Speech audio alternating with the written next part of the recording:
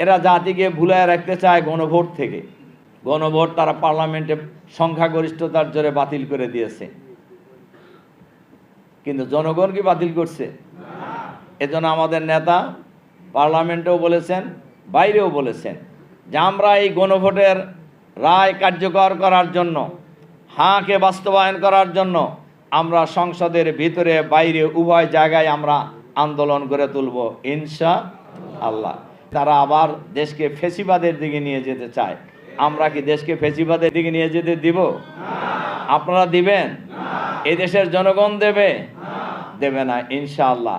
এজন্য আমি সাংগঠনিক কাজের পাশাপাশি আগামী দিনে এই বাংলাদেশকে যাতে আমরা চাঁদাবাজ মুক্ত, সন্ত্রাস মুক্ত, নৈরাজ্য মুক্ত, দুর্নীতি মুক্ত, দখলবাজ মুক্ত একটি আধুনিক, মানবিক, বাসযোগ্য, শান্তির বাংলাদেশ গড়ে তোলার জন্য জামাত ইসলামীর আমির ডাক্তার শফিকুর রহমানের নেতৃত্বে যে আন্দোলন চলছে, এই আন্দোলনকে আগামী দিনে আমরা বিজয়ী করব ইনশাআল্লাহ।